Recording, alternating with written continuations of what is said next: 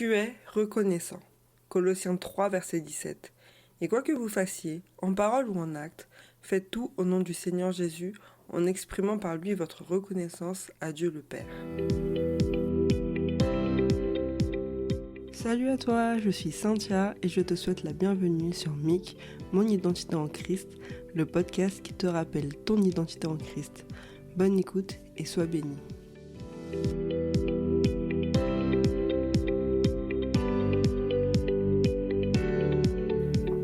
Je me suis fait de la réflexion alors que je conduisais et j'ai laissé passer un piéton au passage piéton, donc normal. Et en fait, je me suis rendu compte que je me suis un peu énervée parce que le gars, il m'a pas dit merci. Bon, après, j'étais pas énervée, mais genre, je râlais, quoi. En fait, il aurait pu me dire merci parce que j'étais pas forcée de m'arrêter. Et petite parenthèse d'ailleurs, ne pas s'arrêter, c'est une infraction, retrait de 6 points et 135 € d'amende. Mais bon, là, c'est pas la question. Je me disais juste que le gars qui est passé, il m'a pas dit merci. Pas de signe de tête, pas de signe de main, rien. Et en fait, le gars, il a juste avancé, il a juste traversé, il savait qu'il était dans son droit et que moi, j'étais obligée de m'arrêter, donc aucune reconnaissance de sa part. Et c'est là que pousse ma réflexion. Pourquoi on doit dire merci quand on nous donne, quand on dit quelque chose ? Même si le gars est dans son droit, au final, un merci ne lui aurait pas fait de mal. Et dire merci, en fait, c'est être reconnaissant. Tu exprimes ta gratitude envers quelqu'un pour un acte, un geste ou un service rendu. En gros, c'est une manière polie de montrer ton appréciation envers l'autre.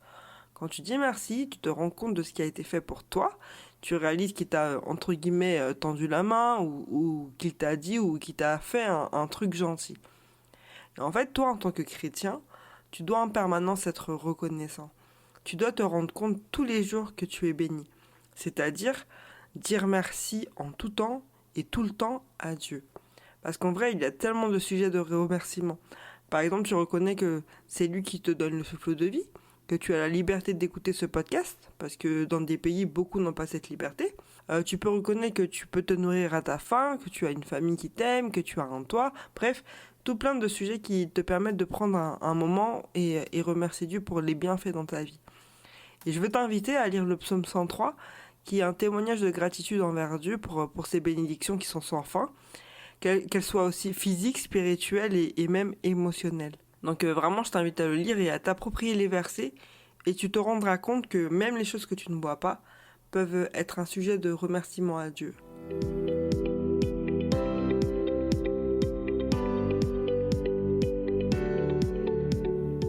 Luc 17, versets 17 à 18. Jésus prit la parole et dit : « Les 10 n'ont-ils pas été guéris ? Et les 9 autres, où sont-ils ? Ne s'est-il trouvé que cet étranger pour revenir et rendre gloire à Dieu ?»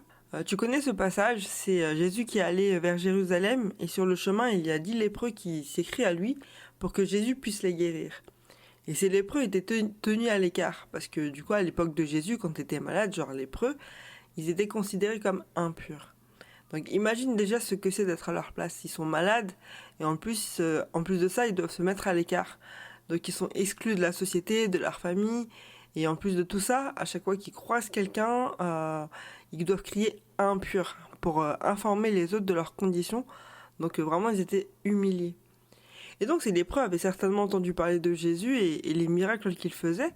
Et du coup, quand ils le voient, ils voient tout de suite leurs conditions physiques, morales et sociétales changer. Ils voient ce que Jésus peut faire dans leur vie. Alors ils l'interpellent, ils l'appellent même maître, genre vraiment le grand jeu, et ils demandent leur guérison. Et il y a plusieurs choses que j'ai vues en méditant sur ce passage. La première, c'est que le texte ne nous dit pas que Jésus s'est approché d'eux et qu'il les a touchés, comme il l'a fait un peu plus tôt avec le lépreux qu'il a guéri. Je crois que c'est dans Luc 5. Il leur dit tout simplement d'aller se montrer aux prêtres. À l'époque, c'était les prêtres qui déclaraient si les gens étaient considérés comme impurs ou non. Puis j'ai remarqué aussi que les 10 n'ont pas contesté la demande de Jésus. Ils ont écouté Jésus et ils ont pris la route direction les sacrificateurs sans poser de questions. Ils savaient que Jésus guérissait et en prenant la route pour se présenter devant les sacrificateurs qui allaient déclarer qu'ils étaient purs, dans les faits, en fait, ils étaient encore lépreux. Mais le fait de se diriger vers les prêtres, c'était un acte de foi. Donc là, tu vois vraiment la dimension de la foi de ces lépreux. Ils voulaient vraiment être guéris. Et enfin, il y en a qu'un qui se rend compte sur le chemin qu'il est en train de guérir et qui revient vers Jésus pour le remercier. Et il est précisé dans ce passage que celui qui revient, c'est un Samaritain. Et je me suis demandé pourquoi c'est précisé. Le fait que ce soit un Samaritain, qu'est-ce que ça change en vrai? Et en fait, les Samaritains viennent de la Samarie et c'est un peuple avec qui les Juifs ne devaient pas avoir de contact, notamment parce qu'ils n'avaient pas les mêmes croyances. En tout cas, niveau religion, ça ne matchait pas. C'était des personnes qu'il fallait pas trop approcher. Et pourtant, c'est un Samaritain qui revient et qui vient rendre gloire à Dieu. Et la question de Jésus, quand il demande pourquoi il n'y en a qu'un qui revient, et d'ailleurs, quand il parle de lui, il dit bien étranger. Dans la version initiale, donc en grec, il est écrit allophilos, qu'on peut aussi traduire par celui qui n'est pas du même peuple ou même païen. Cette question de Jésus montre clairement et sous-entend que ce qu'a fait ce Samaritain, c'était la chose à faire. Revenir vers Jésus et rendre gloire à Dieu. Jésus qui sait tout, qui voit tout, qui savait très bien où étaient passés les 9 autres, mais il a posé la question à voix haute pour bien montrer et pour bien appuyer que le fait que le Samaritain revienne, c'était la bonne chose à faire. Je trouve ça super intéressant que Jésus précise que c'est le Samaritain qui revient rendre gloire à Dieu. Tu vois, je disais tout à l'heure reprendre pour acquis ce qui nous est donné. Là, c'est clairement ce que c'est. On ne connaît pas les origines des 9 et en même temps, ça change rien.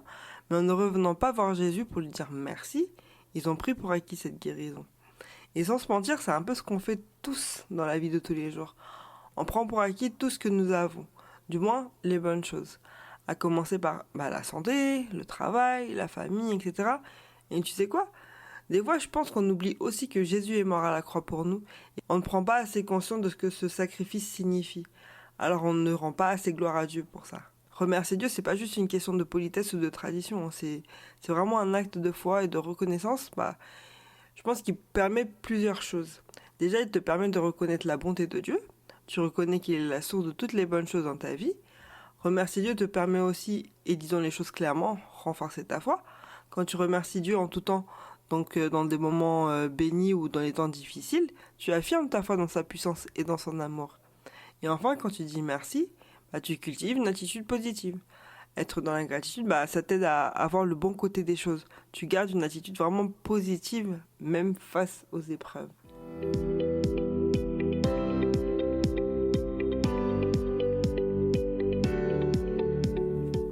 1 Thessaloniciens 5, verset 18.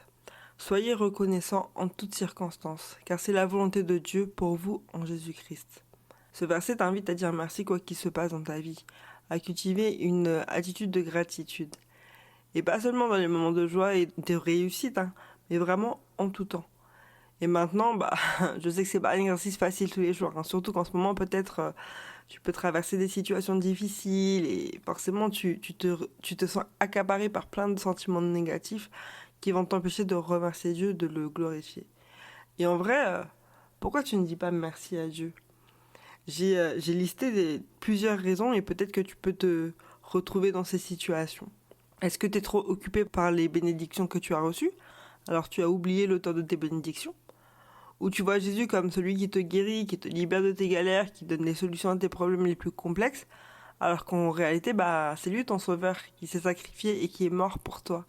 Ou comme ces 9 lépreux, peut-être que tu pries uniquement pour ce dont tu as besoin et après tu l'oublies dès qu'il répond à tes prières. Ou peut-être que tu as peur de commencer à cheminer avec lui parce que tu sais pas où cette relation peut te conduire. Spoiler alerte, aller plus loin avec lui t'engage à vivre une vie pleine de pluie de bénédictions, je peux te l'affirmer.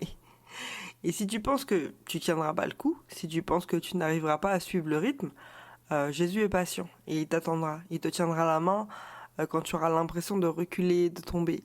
Jésus sera toujours là pour toi. Et laisse-toi aller, surtout prends du temps pour l'écouter. Tu te rendras compte que toutes les victoires sont grâce à lui et qu'en vrai, on n'a rien fait pour mériter tout cet amour. Toutes les raisons que je viens de te citer peuvent être des excuses pour ne pas glorifier Dieu quand il le faut.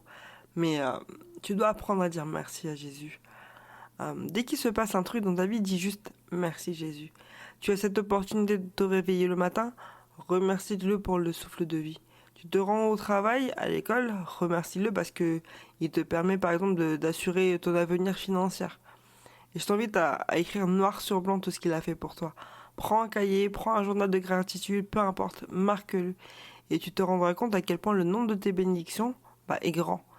Et bien sûr, prie sans cesse. Prier, c'est prendre le temps de parler à Dieu comme si c'était un ami à qui tu te confies en vrai. Sois attentif à tous les détails de ta vie qui peuvent t'apporter de la joie, de la satisfaction. Toutes ces bonnes choses, sache-le, ça vient de Dieu. Alors sois reconnaissant et rends hommage à l'auteur de tes bénédictions. Merci pour ton écoute, j'espère que le contenu t'a encouragé et édifié. N'oublie jamais ta valeur et ton potentiel. Je te donne rendez-vous au prochain podcast pour savoir ce que Dieu dit de toi. Si tu veux me soutenir, aime ce podcast et n'hésite pas à me suivre pour être le premier à découvrir chaque épisode. Sois béni et sois une source de bénédiction en partageant ce podcast. À bientôt!